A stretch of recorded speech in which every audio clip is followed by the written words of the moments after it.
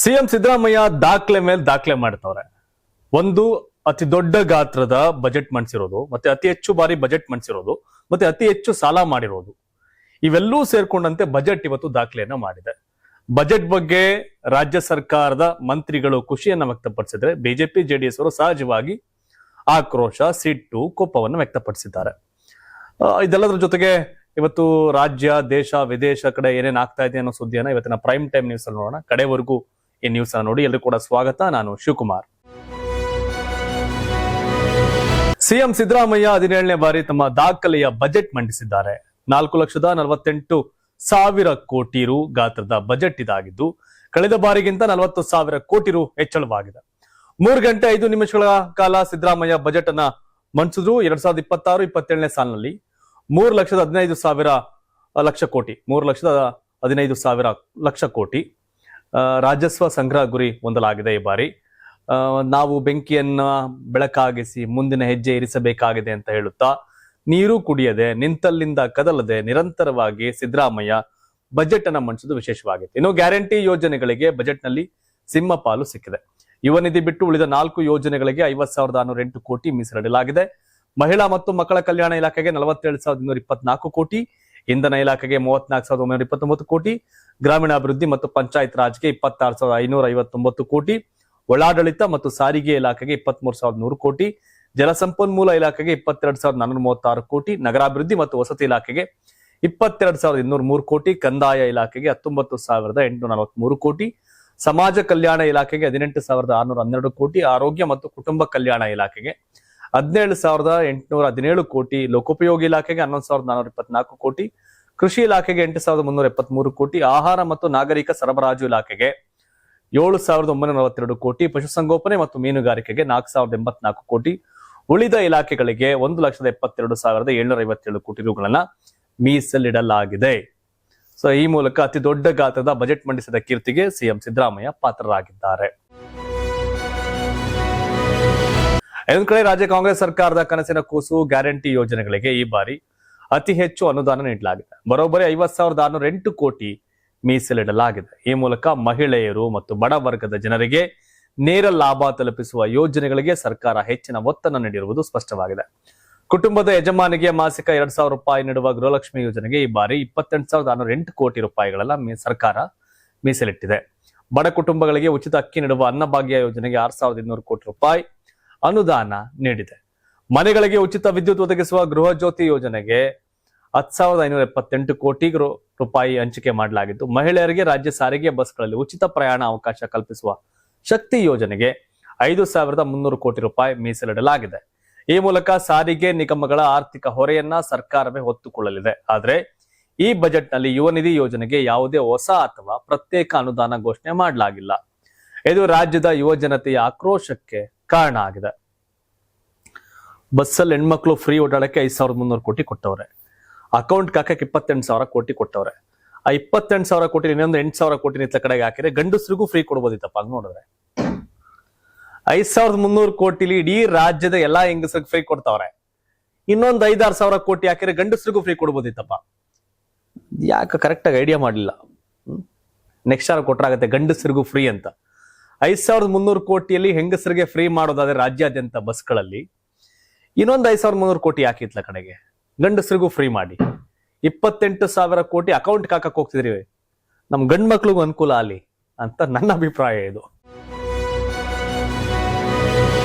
ಇನ್ನಿದು ಬಹಳ ಖುಷಿ ವಿಷಯ. ಮಕ್ಕಳ ಭವಿಷ್ಯದ ಹಿತದೃಷ್ಟಿಯಿಂದ ಗಮನದಲ್ಲಿಟ್ಟುಕೊಂಡು ಮಹತ್ವದ ಆದೇಶವೊಂದನ್ನ ಈ ಬಜೆಟ್ ನಲ್ಲಿ ಹೊರಡಿಸಲಾಗಿದೆ. ಇದರನ್ವಯ ಇನ್ಮುಂದೆ 16 ವರ್ಷದ ಒಳಗಿನ ಮಕ್ಕಳಿಗೆ ಸೋಷಿಯಲ್ ಮೀಡಿಯಾ ಬ್ಯಾನ್ ಮಾಡಲಾಗಿದೆ. ಶಾಲಾ ಮಕ್ಕಳ ಭವಿಷ್ಯ ಹಾಗೂ ಮಾನಸಿಕ ಆರೋಗ್ಯವನ್ನ ಗಮನದಲ್ಲಿಟ್ಟುಕೊಂಡು ರಾಜ್ಯ ಸರ್ಕಾರ ಈ ನಿರ್ಧಾರ ಕೈಗೊಂಡಿದೆ. ಈ ನಿಯಮದನ್ವಯ ಫೇಸ್ಬುಕ್, ಇನ್ಸ್ಟಾಗ್ರಾಮ್, ಯೂಟ್ಯೂಬ್ ಬಳಕೆಗೆ ನಿರ್ಬಂಧ ಹೇರಲಾಗಿದೆ. ಇತ್ತೀಚೆಗೆ ವಿದ್ಯಾರ್ಥಿಗಳು ಹಾಗೂ ಮಕ್ಕಳು ವಿಪರೀತವಾಗಿ ಸಾಮಾಜಿಕ ಜಾಲತಾಣವನ್ನ ಬಳಕೆ ಮಾಡ್ತಿದ್ದು, ಮಕ್ಕಳ ಮಾನಸಿಕ ಹಾಗೂ ದೈಹಿಕ ಆರೋಗ್ಯದ ಮೇಲೆ ತೀವ್ರ ನಕಾರಾತ್ಮಕ ಪರಿಣಾಮ ಬೀರುತ್ತಿದೆ. ದಿನಗಳದಂತೆ ಮಕ್ಕಳು ಸ್ಮಾರ್ಟ್ ಫೋನ್ಗಳ ದಾಸರಾಗ್ತಿದ್ದಾರೆ. ಈ ಎಲ್ಲಾ ವಿಚಾರಗಳನ್ನ ಗಮನದಲ್ಲಿಟ್ಟುಕೊಂಡು ಇವುಗಳಿಂದ ಆಗುವ ಅಡ್ಡ ಪರಿಣಾಮಗಳನ್ನ ತಡೆಗಟ್ಟಲು ಈ ಆದೇಶ ಹೊರಡಿಸಲಾಗಿದೆ. ಸೋಷಿಯಲ್ ಮೀಡಿಯಾದಲ್ಲಿ ಮಕ್ಕಳು ಅಕೌಂಟ್ ತೆರೆಯಲು ಸಾಧ್ಯವಿಲ್ಲ ಹಾಗೂ ಮಕ್ಕಳು ಲಾಗಿನ್ ಮಾಡುವುದಕ್ಕೂ ಮುನ್ನ ವಯಸ್ಸಿನ ದೃಢೀಕರಣ ಮಾಡೋದನ್ನ ಕಡ್ಡಾಯ ಮಾಡಲಾಗ್ತಾ ಇದೆ. ಇನ್ನು ಸರ್ಕಾರದ ಈ ನಿರ್ಧಾರಕ್ಕೆ ಪೋಷಕರಿಂದ ವ್ಯಾಪಕ ಬೆಂಬಲ ವ್ಯಕ್ತವಾಗ್ತಿದ್ದು, ಆನ್ಲೈನ್ ಗೇಮ್ಗಳು ಮತ್ತು ಕಿರು ವಿಡಿಯೋಗಳ ಗಿಳಿನಿಂದ ಮಕ್ಕಳು ಓದಿನಿಂದ ವಂಚಿತರಾಗ್ತಿದ್ರು. ಈಗ ಸರ್ಕಾರದ ಈ ಕ್ರಮವು ಪೋಷಕರಿಗೆ ದೊಡ್ಡ ಸಮಾಧಾನ ತಂದಿದೆ. ಶಿಕ್ಷಣ ತಜ್ಞರು ಮತ್ತು ಮನೋವೈದ್ಯರು ಕೂಡ ಸರ್ಕಾರದ ಈ ಧೈರ್ಯದ ನಡೆಯನ್ನ ಶ್ಲಾಘಿಸಿದ್ದು, ಇದು ಮಕ್ಕಳ ಸೃಜನಶೀಲತೆ ಹೆಚ್ಚಿಸಲು ಸಹಕಾರಿಯಾಗಲಿದೆ ಎಂಬ ಅಭಿಪ್ರಾಯವನ್ನ ವ್ಯಕ್ತಪಡಿಸಿದ್ದಾರೆ.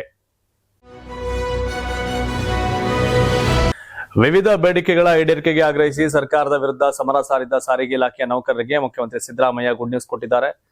2025 ಏಪ್ರಿಲ್ 1ರಿಂದ ಜಾರಿಗೆ ಬರುವಂತೆ ವೇತನ ಪರಿಷ್ಕರಣೆ ಮಾಡಲಾಗಿದೆ. 2021 ಜನವರಿ 1ರಿಂದ 2023 ಫೆಬ್ರವರಿ 28ರವರೆಗಿನ ಬಾಕಿ ವೇತನ ಪಾವತಿಗೆ ಗ್ರೀನ್ ಸಿಗ್ನಲ್ ಸಿಕ್ಕಿದೆ. ಇದಕ್ಕಾಗಿಯೇ 1271 ಕೋಟಿ ಮೀಸಲಿಡುವುದಾಗಿ ಸಿಎಂ ತಿಳಿಸಿದ್ದಾರೆ. ಇನ್ನು ಸರ್ಕಾರಿ ಉದ್ಯೋಗ ಆಕಾಂಕ್ಷಿಗಳಿಗೆ ರಾಜ್ಯ ಸರ್ಕಾರ ಕೂಡ ಗುಡ್ ನ್ಯೂಸ್ ಕೊಟ್ಟಿದೆ. ವಿವಿಧ ಇಲಾಖೆಗಳಲ್ಲಿ ಖಾಲಿ ಇರತಕ್ಕಂತ 56,000 ವಿವಿಧ ಇಲಾಖೆಗಳಲ್ಲಿ 2,84,000 ಹುದ್ದೆಗಳು ಖಾಲಿ ಇದೆ. ಆದ್ರೆ ಅದರಲ್ಲಿ 56,432 ಹುದ್ದೆಗಳ ಭರ್ತಿಗೆ ಕ್ರಮ ಕೈಗೊಂಡಿರುವುದಾಗಿ ಸಿಎಂ ಸಿದ್ದರಾಮಯ್ಯ ಬಜೆಟ್ ನಲ್ಲಿ ಘೋಷಣೆ ಮಾಡಿದ್ದಾರೆ. ನೇರ ನೇಮಕಾತಿಗೆ ನಿಗದಿಪಡಿಸಿರುವ ಗರಿಷ್ಠ ವಯೋಮಿತಿಯನ್ನ ಒಂದು ಬಾರಿಗೆ ಮಾತ್ರ 5 ವರ್ಷ ಸಡಿಲಿಕೆ ಮಾಡಲಾಗಿದೆ ಎಂದು ಘೋಷಿಸಿದರು. ಈ ಮೂಲಕ ವಯೋಮಿತಿ ಆತಂಕದಲ್ಲಿದ್ದ ಉದ್ಯೋಗಾಕಾಂಕ್ಷಿಗಳಿಗೆ ಸಿಹಿ ಸುದ್ದಿ ನೀಡಿದ್ದಾರೆ. ಶಾಲಾ ಕಾಲೇಜುಗಳಲ್ಲಿ ಖಾಲಿ ಇರತಕ್ಕಂಥ 15,000 ಬೋಧಕ ಹುದ್ದೆ, ಅರಣ್ಯ ಇಲಾಖೆಯ ವಿವಿಧ ವೃಂದಗಳಲ್ಲಿ 2,000 ಹುದ್ದೆ ಭರ್ತಿ ಮಾಡೋದಾಗಿ ಸಿಎಂ ಹೇಳಿದ್ರು. ಒಳ್ಳೆ ವಿಷಯ. 2,84,000 ಖಾಲಿ ಇರತಕ್ಕಂಥ ಹುದ್ದೆಗಳಲ್ಲಿ 56,000 ಹುದ್ದೆಗಳನ್ನ ಈಗ ತುಂಬೋಕ್ ರಾಜ್ಯ ಸರ್ಕಾರ ಹೊರಟಿದೆ. ಇನ್ನು ರಾಜ್ಯ ಬಜೆಟ್ ನಲ್ಲಿ ಅಲ್ಪಸಂಖ್ಯಾತ ಸಮುದಾಯದ ಕಲ್ಯಾಣ ಮತ್ತು ವಸತಿ ಕ್ಷೇತ್ರಕ್ಕೆ ಹಲವು ಮಹತ್ವದ ಘೋಷಣೆಗಳನ್ನ ಮಾಡಲಾಗಿದೆ. ಆಧ್ಯಾತ್ಮಿಕರು ಹಾಗೂ ಸಮುದಾಯದವರಿಗೆ ಅಗತ್ಯ ಸೌಲಭ್ಯ ಒದಗಿಸುವ ನಿಟ್ಟಿನಲ್ಲಿ ಹುಬ್ಬಳ್ಳಿ ಮತ್ತು ಕಲಬುರಗಿಯಲ್ಲಿ ಹಜ್ ಭವನಗಳನ್ನು ನಿರ್ಮಾಣ ಮಾಡಲಾಗುವುದು ಅಂತ ಘೋಷಿಸಲಾಗಿದೆ. ಉರ್ದು ಶಾಲೆಗಳ ಅಭಿವೃದ್ಧಿಗೆ 400 ಕೋಟಿ ರೂಪಾಯಿ ಅನುದಾನ. ಸೇಲಂನ ಬೆನೆಡಿಕ್ಟಿನ್ ಮೊನಸ್ಟರಿಯ 2 ಎಕರೆ ಜಾಗದಲ್ಲಿ ಅಲ್ಪಸಂಖ್ಯಾತರ ಅಭಿವೃದ್ಧಿ ಮತ್ತು ತರಬೇತಿ ಕೇಂದ್ರ ಸ್ಥಾಪನೆಗೆ 5 ಕೋಟಿ ರೂಪಾಯಿ. ಅಂಬೇಡ್ಕರ್ ಹಾಗೂ ಇತರ ಸಮಾಜ ಸುಧಾರಕರ ಪುಸ್ತಕಗಳನ್ನ ಉರ್ದು ಭಾಷೆಯಲ್ಲಿ ಅನುವಾದ. ವಕ್ಫ್ ಸಂಸ್ಥೆಗಳಲ್ಲಿನ 31 ಮಹಿಳಾ ಪಿಯು ಕಾಲೇಜುಗಳನ್ನ ಪದವಿ ಕಾಲೇಜುಗಳನ್ನಾಗಿ ಉನ್ನತೀಕರಣ. ಸವಣೂರಿನಲ್ಲಿ ಹೊಸ ಮಹಿಳಾ ಪಿಯು ಕಾಲೇಜು. ವಾಣಿಜ್ಯ ಉದ್ದೇಶಕ್ಕೆ ಬೇಡಿಕೆ ಇರತಕ್ಕಂಥ ಪ್ರದೇಶಗಳಲ್ಲಿ ವಕ್ಫ್ ಆಸ್ತಿಗಳನ್ನ ಸಾರ್ವಜನಿಕ ಖಾಸಗಿ ಸಹಭಾಗಿತ್ವದಲ್ಲಿ ಅಭಿವೃದ್ಧಿಪಡಿಸೋದು.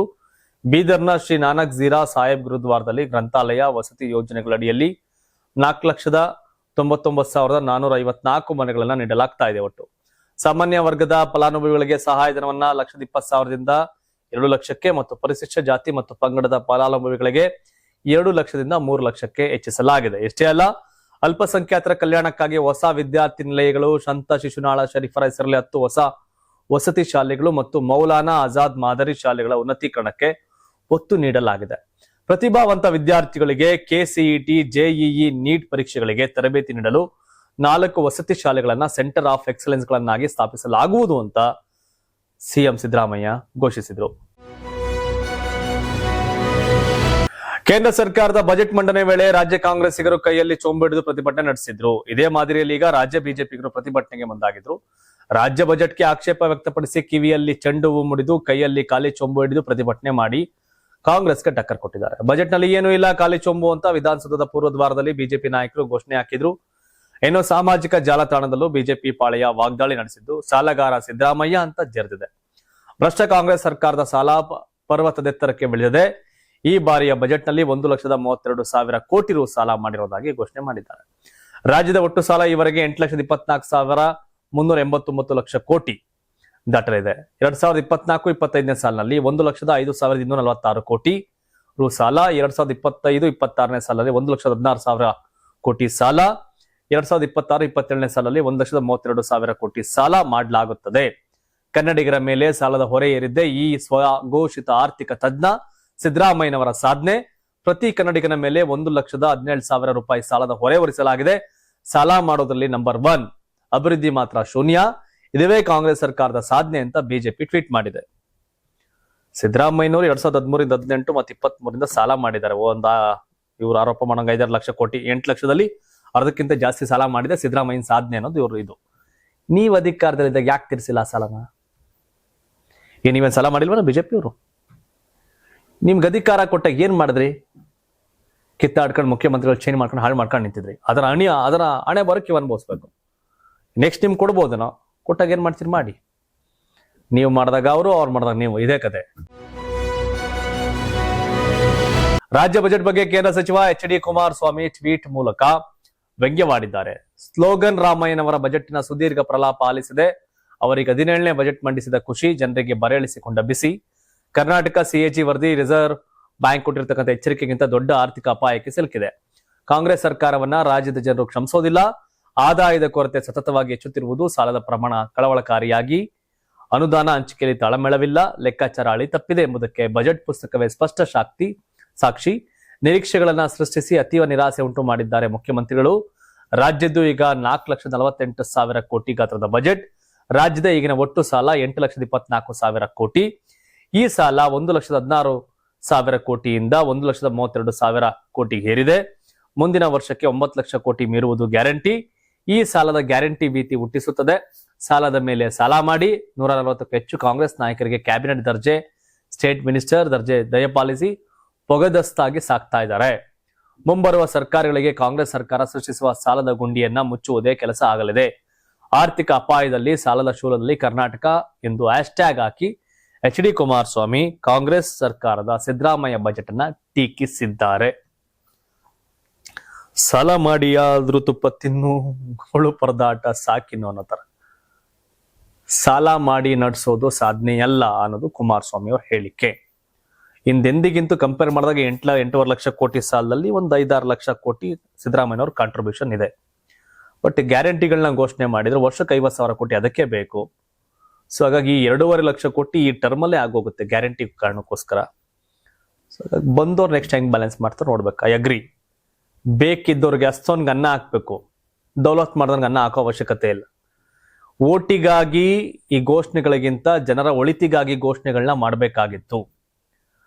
ಬರೀ ಹೆಂಗಸ್ರೆ ಬಡವರಿದಾರ, ಹೆಂಗಸ್ರ ಅಕೌಂಟ್ ಕಣ ಹಾಕ್ತಿರಿ, ಹೆಂಗಸ್ರಿಗೆ ಫ್ರೀ ಮಾಡ್ತೀರಿ. 5,300 ಕೋಟಿ ಸಾಕು ಬಸ್ ಫ್ರೀ ಬಿಡಕ್ಕೆ ಅಂತ ಅನ್ಕೊಂಡಾಗ ಇನ್ನೊಂದು 5,000 ಕೋಟಿ ಗಂಡಸರಿಗೂ ಫ್ರೀ ಮಾಡಿ, ದುಡ್ಡಿದ್ದವನು ಐರಾವತದಲ್ಲಿ ಹೋಯ್ತಾನೆ, ಇಲ್ದಿರೋನು ಕೆಂಪಸ್ಸಲ್ಲಿ ಬರ್ತಾನೆ. ಆ 28,000 ಕೋಟಿ ಹೆಂಗಸರಿಗೆ 2,000 ರೂಪಾಯಿ ಬದಲು 1,800 ರೂಪಾಯಿ ಹಾಕಿ ಅಲ್ಲಿಂದ ತಗೊಂಡಿದ್ರಾಗಿರೋದು. ಹಂಗ್ ಮಾಡಿದ್ರಾಗಿರೋದು. ಗಂಡಸರಿಗೂ ಫ್ರೀ ಅಂದ್ರೆ ಗಂಡಸರ ರೈ 200 ರೂಪಾಯಿ ತಾನೆ ಕಡಿಮೆ ಆಗಿರೋದು, ಸುಮ್ನಿರು ನನಗೂ ಫ್ರೀ ಸಿಕ್ತು ಅಂತ ಹೇಳೋರು. ಅದ್ ಮಾಡಿದ್ರಾಗಿರೋದು. 2,000 ರೂಪಾಯಿ ಹೆಂಗಸರ ಅಕೌಂಟ್ಗೆ ಹಾಕೋದ್ಕಿಂತ 200-300 ರೂಪಾಯಿ ಕಡಿಮೆ ಮಾಡಿದ್ರೆ, ಅದೊಂದು 5,000 ಕೋಟಿಲಿ ಬಸ್ನವ್ರು ಕೊಟ್ಟಿದ್ರೆ ಅವರು ಫ್ರೀ ಮಾಡಿರೋರು. ಗಂಡಸರಿಗೆ ಹೆಂಗಸರಿಗೆ ಫ್ರೀ, ಗಂಡಸರು ಖುಷಿ ಆಗಿರೋರು. ಹೆಂಗ್ ಗಂಡಸರು ಮನೇಲಿ ಹೇಳ್ಕೊಳ್ಳೋರು, ಏಯ್ ಬಿಡಮಿ 300 ರೂಪಾಯಿ ಕಡಿಮೆ ಮಾಡೋರು ನನಗೂ ಫ್ರೀ ಮಾಡೋದು ಸಿದ್ದರಾಮಯ್ಯ ಅಂತ ಅನ್ನೋರು. ಅಂತವೇನ ಮಾಡಿದ್ರೆ ಆಗಿರೋದಪ್ಪ, ಗೊತ್ತಿಲ್ಲ. ಏನು ನಮ್ಮ ಚಾನಲ್ ನಮ್ಮ ಸಂಗೀತ ಒಂದು ಇನ್ಫಾರ್ಮೇಶನ್ ಕೊಟ್ಟರು. ಏನಪ್ಪಾ ಅಂದ್ರೆ, ಮುಖ್ಯಮಂತ್ರಿ ಸಿದ್ದರಾಮಯ್ಯ ದಾಖಲೆಯ 4,48,000 ಕೋಟಿ ರು ಗಾತ್ರದ ಬಜೆಟ್ ಮಂಡಿಸಿದಾರಲ್ಲ, ಇದು ದೇಶದ ಅತಿ ದೊಡ್ಡ ಬಜೆಟ್ ಮಂಡಿಸಿರುವ ರಾಜ್ಯಗಳ ಸಾಲಿನಲ್ಲಿ ಕರ್ನಾಟಕ ಸೇರಿದೆ. ಬಜೆಟ್ ಗಾತ್ರ 4 ಲಕ್ಷ ಕೋಟಿ ರು ದಾಟಿರುವ 6 ರಾಜ್ಯಗಳಲ್ಲಿ ಕರ್ನಾಟಕ ಒಂದು. ಉತ್ತರ ಪ್ರದೇಶ, ಮಹಾರಾಷ್ಟ್ರ, ರಾಜಸ್ಥಾನ ನಂತರ ಕರ್ನಾಟಕದಲ್ಲಿ ಅತಿ ಹೆಚ್ಚು ದೊಡ್ಡ ಗಾತ್ರದ ಬಜೆಟ್ ಮಂಡನೆ ಮಾಡಲಾಗಿದ್ದು 4ನೇ ಸ್ಥಾನದಲ್ಲಿದೆ. 2026-27ನೇ ಸಾಲಿನಲ್ಲಿ ಉತ್ತರ ಪ್ರದೇಶದಲ್ಲಿ 9,12,000 ಕೋಟಿ ರು, 2025-26ರಲ್ಲಿ ಮಹಾರಾಷ್ಟ್ರದಲ್ಲಿ 7 ಲಕ್ಷ ಕೋಟಿ ರು, 2026-27 ರಾಜಸ್ಥಾನದಲ್ಲಿ 6,11,000 ಕೋಟಿ ರು ಗಾತ್ರದ ಬಜೆಟ್ ಮಂಡಿಸಲಾಗಿದೆ. ಇನ್ನು 5ನೇ ಸ್ಥಾನದಲ್ಲಿ ತಮಿಳುನಾಡು, 6ನೇ ಸ್ಥಾನದಲ್ಲಿ ಗುಜರಾತ್, 7ನೇ ಸ್ಥಾನದಲ್ಲಿ ಪಶ್ಚಿಮ ಬಂಗಾಳ, 8ನೇ ಸ್ಥಾನದಲ್ಲಿ ಆಂಧ್ರ ಪ್ರದೇಶ, 9ನೇ ಸ್ಥಾನದಲ್ಲಿ ಬಿಹಾರ, 10ನೇ ಸ್ಥಾನದಲ್ಲಿ ಒಡಿಶಾ ಇದೆ. ಇನ್ನು ಕರ್ನಾಟಕ ರಾಜ್ಯದ ಜಿಡಿಪಿಯಲ್ಲಿ ಸಾಲದ ಪ್ರಮಾಣ 24.94% ಏರಿಕೆಯಾಗಿದ್ದು, ಒಟ್ಟಾರೆ ಸಾಲದ ಪ್ರಮಾಣ 8,24,000 ಕೋಟಿ ರುಗೆ ಏರಿದೆ. ಸಾಲ ಬಡ್ಡಿ ಪಾವತಿಗೆಂದೆಯೇ 35,000 ಕೋಟಿ ಮೀಸಲಿಡಲಾಗಿದ್ದು 35,000 ಕೋಟಿ ಬಡ್ಡಿ ಕಟ್ತಾವ್ರೆ. 35,000 ಕೋಟಿಯನ್ನ ಬಡ್ಡಿ ಕಟ್ಟಲಾಗ್ತಾ ಇದೆ ಆ ಸಾಲದ ಮೇಲೆ. ವರ್ಷಕ್ಕೆ ಗ್ಯಾರಂಟಿಗೆ ಬೇಕಾಗಿರೋದೆಷ್ಟು? 50,000 ಕೋಟಿ. ಬಡ್ಡಿನೇ ನಾವು 35,000 ಕೋಟಿ ಕಟ್ತಾ ಇದೀವಿ. ಪ್ರಸಕ್ತ ಆರ್ಥಿಕ ವರ್ಷದ ವಿತ್ತೀಯ ಕೊರತೆ 22,957 ಕೋಟಿ ಆಗಿದೆ. ಬಜೆಟ್ ಬಗ್ಗೆ ತಾವೇನ್ ಹೇಳ್ತೀರಿ? ಹಿಂಗೆ ಕಾಮೆಂಟ್ ಹಾಕ್ಬಿಡಿ. ನೆಕ್ಸ್ಟ್ ಸುದ್ದಿ, ಬಿಹಾರದಲ್ಲಿ ಹೊಸ ರಾಜ್ಯ ಸರ್ಕಾರ ರಚನೆ ಕುರಿತು ಚರ್ಚೆಗಳು ತೀವ್ರಗೊಳ್ಳುತ್ತಿದ್ದಂತೆ ಮುಖ್ಯಮಂತ್ರಿ ಹುದ್ದೆಯನ್ನ ಭದ್ರಪಡಿಸಿಕೊಳ್ಳಲು ಬಿಜೆಪಿ ಸಜ್ಜಾಗಿದೆ. ಮೂಲಗಳ ಪ್ರಕಾರ ಮುಖ್ಯಮಂತ್ರಿ ನಿತೀಶ್ ಕುಮಾರ್ ತಕ್ಷಣ ರಾಜೀನಾಮೆ ನೀಡುವ ಸಾಧ್ಯತೆ ಇಲ್ಲ. ಏಪ್ರಿಲ್ 10ರವರೆಗೆ ಅವರು ಅಧಿಕಾರದಲ್ಲಿ ಮುಂದುವರಿಯಬಹುದು. ಕೇಂದ್ರ ಗೃಹ ಸಚಿವ ಅಮಿತ್ ಶಾ ಮತ್ತು ನಿತೀಶ್ ಕುಮಾರ್ ನಡುವೆ ಚರ್ಚೆಗಳು ನಡೆದಿವೆ ಎನ್ನಲಾಗಿದೆ. ನಿತೀಶ್ ಕುಮಾರ್ ರಾಜ್ಯಸಭೆಗೆ ಆಯ್ಕೆಯಾದ ನಂತರವಷ್ಟೇ ಸಿಎಂ ಸ್ಥಾನದ ಬದಲಾವಣೆಯಾಗುವ ನಿರೀಕ್ಷೆ ಇದೆ. ಇನ್ನು ಬಿಹಾರ ಸಿಎಂ ಸ್ಥಾನದ ರೇಸ್ನಲ್ಲಿ ಬಿಜೆಪಿ 8 ನಾಯಕರಿದ್ದಾರೆ. ಪ್ರಭಾವಿಗಳ ಪಟ್ಟಿಯನ್ನ ಹೈಕಮಾಂಡ್ಗೆ ರಾಜ್ಯ ಬಿಜೆಪಿ ಘಟಕ ವರ್ಗಾಯಿಸಿದೆ. ಉಪಮುಖ್ಯಮಂತ್ರಿ ಸಾಮ್ರಾಟ್ ಚೌಧರಿ, ವಿಜಯ್ ಕುಮಾರ್ ಸಿನ್ಹಾ ಹೆಸರು ಮುಂಚೂಣಿಯಲ್ಲಿದೆ. ಜೊತೆಗೆ ಕೇಂದ್ರ ಗೃಹ ಖಾತೆ ಸಹಾಯಕ ಸಚಿವ ನಿತ್ಯಾನಂದ ರಾಯ್, ದಿಘಾ ಕ್ಷೇತ್ರದ ಶಾಸಕ ಸಂಜೀವ್ ಚೌರಾಸಿಯಾ, ಜಂಜಾರ್ಪುರ್ ಶಾಸಕ ನಿತೀಶ್ ಮಿಶ್ರಾ, ರಾಜ್ಯ ಬಿಜೆಪಿ ಮಾಜಿ ಅಧ್ಯಕ್ಷ ದಿಲೀಪ್ ಜೈಸ್ವಾಲ್, ಬಿಹಾರ ಕೃಷಿ ಸಚಿವ ರಾಮ್ ಕೃಪಾಲ್ ಯಾದವ್, ಮಾಜಿ ಸಚಿವ ಜನಕ್ ರಾಮ್ ಅವರ ಹೆಸರು ಕೂಡ ಚಾಲ್ತಿಯಲ್ಲಿದೆ. ಮಿತ್ರ ಪಕ್ಷಗಳ ನಾಯಕರ ಜೊತೆಗೆ ಸಮಾಲೋಚನೆ ನಂತರ ಮಹತ್ವದ ಸಭೆ ನಡೆಸಲಿರತಕ್ಕಂಥ NDA ಪ್ರಮುಖರ ತಂಡ ಬಿಜೆಪಿ CM ಅಭ್ಯರ್ಥಿಯನ್ನ ಘೋಷಿಸಲಿದೆ. ನಿತೀಶ್ ಕುಮಾರ್ ಇಷ್ಟು ವರ್ಷ ಆಳ್ವಿಕೆ ಮಾಡಿದ್ರು, ವಯಸ್ಸಾಯ್ತಲ್ಲ ಬನ್ನಿ ಅಲ್ಲಿ ರೆಸ್ಟ್ ಮಾಡಿ ಇಲ್ಲಿಗೆ ಯಾರನ್ನೂ ಹಾಕೋಣ ಅಂತ ಮಾಡ್ತಾವ್ರೆ. ಕರ್ನಾಟಕ ಮತ್ತೆ ಬಿಹಾರ ಸಾಮ್ಯತೆ ಇದೆ. ಕರ್ನಾಟಕದಲ್ಲಿ NDA ಲೀಡ್ ಮಾಡಕ್ಕೆ ಕುಮಾರಸ್ವಾಮಿ ಅವ್ರನ್ನ ಸ್ಟೇಟ್ ಪಾಲಿಟಿಕ್ಸ್ ಕಳಿಸಬಹುದು ಅಂತ ಹೇಳಲಾಗ್ತಾ ಇದೆ. ಯಾಕಂದ್ರೆ ಬಿಜೆಪಿ ಆ ಪಕ್ಷವನ್ನ ಮುನ್ನಡೆಸಿ ಅಧಿಕಾರಕ್ಕೆ ತರುವಂತ ಕೆಪಾಸಿಟಿ ಯಾರಲ್ಲೂ ಕಾಣ್ತಾ ಇಲ್ಲ, ಕಿತ್ತಾಡ್ಕೊಂಡು ನಿಂತವ್ರಿನ ಹಾದ್ಬಿದ್ದಿಲ್ಲಿ. ಹಾಗಾಗಿ ಕುಮಾರಸ್ವಾಮಿ ಕೇಂದ್ರ ರಾಜಕಾರಣದಿಂದ ರಾಜ್ಯಕ್ಕೆ ಅವರೇ ಕಳಿಸಬಹುದು ಅಂತ. ಇರಾನ್ ಅಮೆರಿಕ ಸಂಘರ್ಷದ ನಡುವೆ ಮಧ್ಯಪ್ರಾಚ್ಯ ರಣರಂಗವಾಗಿದೆ. ಜಾಗತಿಕವಾಗಿ ಅತಿ ಹೆಚ್ಚು ಪ್ರಾಮುಖ್ಯತೆ ಪಡೆದುಕೊಂಡಿರತಕ್ಕಂತ ಹೊರ್ಮುಜ್ ಜಲಸಂಧಿಯನ್ನ ಇರಾನ್ ನಿಯಂತ್ರಣಕ್ಕೆ ತೆಗೆದುಕೊಂಡಿದೆ. ಇದರಿಂದಾಗಿ ಈ ಜಲಸಂಧಿಯಲ್ಲಿ ಸಂಚಾರ ಸ್ಥಗಿತಗೊಂಡು ತೈಲ ಸೇರಿದಂತೆ ಸರಕುಗಳ ಸಾಗಾಟಕ್ಕೆ ಅಡಚಣೆ ಉಂಟಾಗಿದೆ.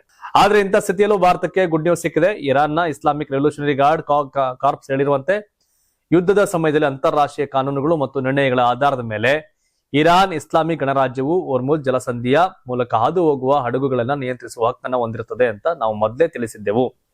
ಅದರಂತೆ US, ಇಸ್ರೇಲ್, ಯುರೋಪ್ ಮತ್ತು ಅವರ ಪಾಶ್ಚಿಮಾತ್ಯ ಮಿಶ್ರ ರಾಷ್ಟ್ರಗಳಿಗೆ ಸಂಬಂಧಿಸಿದ ಹಡಗುಗಳಿಗೆ ಜಲಸಂಧಿಯನ್ನ ಪ್ರತ್ಯೇಕವಾಗಿ ಮುಚ್ಚಲಾಗಿದ್ದು, ಒಂದು ವೇಳೆ ಜಲಮಾರ್ಗದ ಮೂಲಕ ಹಾದು ಹೋಗಲು ಪ್ರಯತ್ನಿಸಿದ್ರೆ ಮಿಲಿಟರಿ ಕ್ರಮವನ್ನ ಎದುರಿಸಬೇಕಾಗುತ್ತದೆ ಅಂತ ಇರಾನ್ ಎಚ್ಚರಿಕೆ ಕೊಟ್ಟಿದೆ. ಈ ಹೇಳಿಕೆಯಲ್ಲಿ ಭಾರತದ ಹೆಸರನ್ನು ಉಲ್ಲೇಖಿಸಿಲ್ಲ. ಇನ್ನು ಈ ವಾರದ ಆರಂಭದಲ್ಲಿ ಕೇವಲ ಚೀನಾದ ಧ್ವಜ ಇರತಕ್ಕಂಥ ಹಡಗುಗಳನ್ನ ಮಾತ್ರ ಹಾದು ಹೋಗಲು ಅನುಮತಿಸಿತ್ತು. ಇದೀಗ ಭಾರತಕ್ಕೂ ಕೊಂಚ ರಿಲೀಫ್ ಸಿಕ್ಕಂತೆ ಆಗಿದೆ. ಹೊರ್ಮುಜ್ ಜಲಸಂಧಿಯಲ್ಲಿ ನಿಂತಿರುವ ಭಾರತೀಯ ಹಡಗುಗಳನ್ನ ಕರೆತರುವ ಮಾರ್ಗ ಸರಾಗವಾಗುವ ಸಾಧ್ಯತೆ ಇದೆ. ಗೊತ್ತಿಲ್ಲ, ಆದ್ರೂ ಹುಷಾರಾಗಿರ್ಲಿ. ಯಾಕೆ ಸುಮ್ಮನೆ ನಾವು ಗುಂಡು ಹೊಡೆದು ಬಾಂಬಿಂಗ್ ಹಾಕಿ ಕ್ಷಿಪಣಿ ಉಡಾಯಿಸಿ ಯಾಕೆ ನಮ್ಮವ್ರ ಸಾಯದಲ್ಲಿ. ಏನೇ ತಾವೇನ್ ಹೇಳ್ತೀರಿ, ಸಿದ್ದರಾಮಯ್ಯನವ್ರ ಬಜೆಟ್ ಬಗ್ಗೆ ಎಷ್ಟು ರೇಟಿಂಗ್ ಕೊಡ್ತೀರಿ ನೀವು? 10 ಮಾರ್ಕ್ಸ್ ಅಲ್ಲಿ 10 ಕತ್ತ, 10 9, 10 ಕೆಂಟ, 10 7, 6, 5, 4, 3, 2, 1 ಸೋನೆನ. ಸೊ 10ರಲ್ಲಿ ಎಷ್ಟು ರೇಟಿಂಗ್ ಸಿದ್ದರಾಮಯ್ಯ ಬಜೆಟ್ಗೆ ತಿಳಿಸಿ. ಬಜೆಟ್ ಆಯ್ತು, ಈಗಲಾದ್ರೂ DK ಶಿವಕುಮಾರ್ ಕಂಡ ಕನಸು ಬಯಸಿದ ಪಟ್ಟ ಸಿಗುತ್ತಾ? ಅದ್ರ ಬಗ್ಗೆ ನಿಮ್ಮ ಅಭಿಪ್ರಾಯವನ್ನ ತಿಳಿಸಬಹುದು. ಧನ್ಯವಾದ. ಇದು ಕರ್ನಾಟಕ ಟಿವಿ, ಕನ್ನಡಿಗರ ಧ್ವನಿ. Karnataka TV leader awards 2025 best ಯುವ ನಾಯಕ ನಾಮಿನೇಷನ್ ಬೆಂಗಳೂರು ವಿಭಾಗ. ನಲಪಾಡ್ ರಾಜ್ಯ ಕಾಂಗ್ರೆಸ್ ಯುವ ನಾಯಕ ರಕ್ಷಾ ರಾಮಯ್ಯ, ರಾಜ್ಯ ಕಾಂಗ್ರೆಸ್ ಯುವ ನಾಯಕ ಮಂಜುನಾಥ್ ಗೌಡ, ಯೂತ್ ಕಾಂಗ್ರೆಸ್ ರಾಜ್ಯಾಧ್ಯಕ್ಷ ರಘುವೀರ್ ಗೌಡ, ಕಾಂಗ್ರೆಸ್ ಯುವ ನಾಯಕ ರಾಜಾಜಿನಗರ ಚಂದನ್ ದೊರೆ, ರಾಜ್ಯಾಧ್ಯಕ್ಷ JDS ಸಾಮಾಜಿಕ ಜಾಲತಾಣ ಪ್ರಮೋದ್ ಶ್ರೀನಿವಾಸ್, ಪದ್ಮನಾಭನಗರ ಕಾಂಗ್ರೆಸ್ ಯುವ ನಾಯಕ ಜಗದೀಶ್ R ಚಂದ್ರ, ಬಿಜೆಪಿ ಯುವ ನಾಯಕ ಬೆಂಗಳೂರು ಸಂಜಯ್ ಗೌಡ, ಕಾಂಗ್ರೆಸ್ ನಾಯಕ ಪದ್ಮನಾಭನಗರ ಅಲೋಕ್ ವಿಶ್ವನಾಥ್, ಬಿಜೆಪಿ ಯುವ ನಾಯಕ RV ಯುವರಾಜ್, ಕಾಂಗ್ರೆಸ್ ಯುವ ನಾಯಕ ಚಿಕ್ಕಪೇಟೆ MTB ರಾಜೇಶ್, ಬಿಜೆಪಿ ಯುವ ನಾಯಕ ಸಂದೀಪ್ ರವಿ, ಬಿಜೆಪಿ ಯುವ ನಾಯಕ.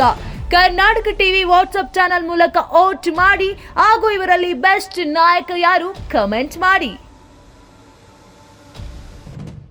ನೀವು ಸಣ್ಣ ಆಗ್ಬೇಕಲ್ವಾ? ಅದು ಒಂದು ಉತ್ತಮ ಆಹಾರದಿಂದ ಸಣ್ಣ ಆಗ್ಬೇಕಲ್ವಾ? ಪ್ರತಿದಿನ ನಮ್ಮ ಜೀನಿ ಸ್ಲಿಮ್ ನ ಯೂಸ್ ಮಾಡಿ ಯಾವುದೇ ಸೈಡ್ ಎಫೆಕ್ಟ್ ಇಲ್ದಂಗೆ ನೀವು ಸಣ್ಣ ಆಗ್ತೀರಾ.